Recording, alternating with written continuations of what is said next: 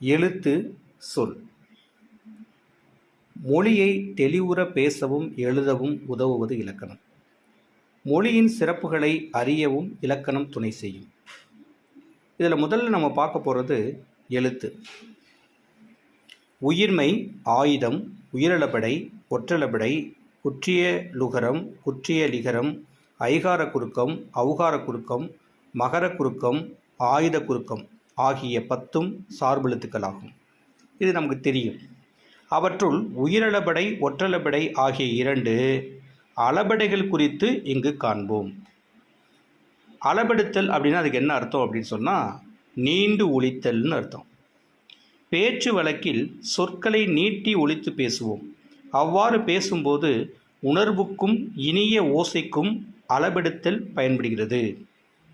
இப்போ எடுத்துக்காட்டாக பாருங்களேன், அம்மா, தம்பி சொல்கிறாங்களா இல்லையா, அந்த அளபெடுக்கிறது தான். இப்போ அதில் முதல்ல ஒன்று பார்க்க போகிறது உயிரிழபடை. செய்யுளில் ஓசை குறையும் போது அதனை நிறைவு செய்ய மொழிக்கு முதலிலும் இடையிலும் இறுதியிலும் நிற்கிற உயிர் நெட்டெழுத்துக்கள் 7 தத்தம் அளவில் நீண்டு ஒலிக்கும்.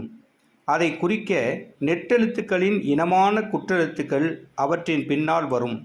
இவ்வாறு வந்தால் அது உயிரிழபடை எனப்படும். அப்படிப்பட்ட உயிரிழபடை 3 வகைப்படும். எத்தனை வகைங்க? 3 வகை. 1 செய்யுளிசை அளபடை, 2 இன்னிசை அளபடை, 3 சொல்லிசை அளபடை. சரி, இப்போ முதல்ல நம்ம பார்க்க போகிறது செய்யுளிசை அளபடை.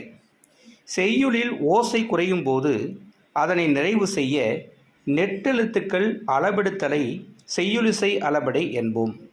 இதனை இசைநிறை அளபடை என்றும் கூறுவர். இதுக்கு இன்னொரு பேர் இசைநிறை அளபடை.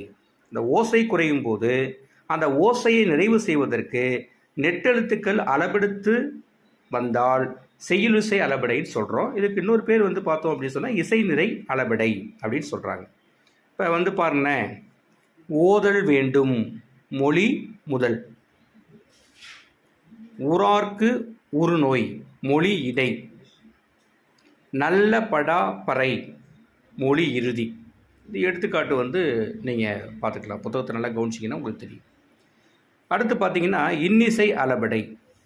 செய்யுளில் ஓசை குறையாத இடத்திலும் இனிய ஓசைக்காக அளபெடுப்பது இன்னிசை அளபடை ஆகும். இப்போ பாருங்களேன், எடுத்துக்காட்டாக நம்ம குரலை கூட வச்சுக்கலாம். இப்போ கெடுப்பதும் கெட்டார்க்கு சார்வாய் மற்றாங்கே எடுப்பதும் எல்லாம் மழை. இது செய்யுளினுடைய ஓசை குறையாத இடத்தில் இனிய ஓசைக்காக அளபெடுத்தால் அது இன்னிசை அளபடை. அதற்கான எடுத்துக்காட்டு குரல். சரி, இப்போ 3வது நம்ம பார்க்க போகிறது சொல்லிசை அளபடை. செய்யுளில் ஒரு பெயர்ச்சொல் எற்ற சொல்லாக திரிந்து அளபெடுப்பது சொல்லிசை அளபடை ஆகும். ஒரு பெயர்ச்சொல்லுங்க, அது எற்ற சொல்லாக திரிந்து அளபெடுத்தால் அதற்கு சொல்லிசை அளபடை எனப்படும். இப்போ கவனிங்க, உரணசெயி உள்ளம் துணையாக சென்றார், வரணசெயி இன்னும் உளேன். நசை என்று சொன்னால் விருப்பம், விரும்பி என்னும் பொருள் தருவதற்காக நசையி என அளபெடுத்தது. பெயர்ச்சொல் வினை அடையாக மாறியது, வினை அடையாக மாறியது அப்படின்னு சொல்கிறாங்க. இப்போ பாருங்கள், இந்த உயிரளபடையிலேயே 3 வகைகள் நம்ம சொன்னோம். செய்யுளிசை அளபடை, இன்னிசை அளபடை, சொல்லிசை அளபடை. இது 3ஐயும் பார்த்துட்டோம் இல்லைங்களா? சரி, இப்போ 2வதாக பார்த்தோம் அப்படின்னா ஒற்றளபடை. செய்யுளில் ஓசை குறையும் போது அதனை நிறைவு செய்ய மெய்யெழுத்துக்களான இங், இஞ்சி, இன், இந்து, இம்மு, இன்னு, இவ்வு, ஈ, இல், இல் ஆகிய 10 அக் என்னும் ஆயுத எழுத்தும் அளபெடுத்தால் அது ஒற்றளபடை ஆகும். அது என்ன படைங்க? ஒற்றளபடை ஆகும்.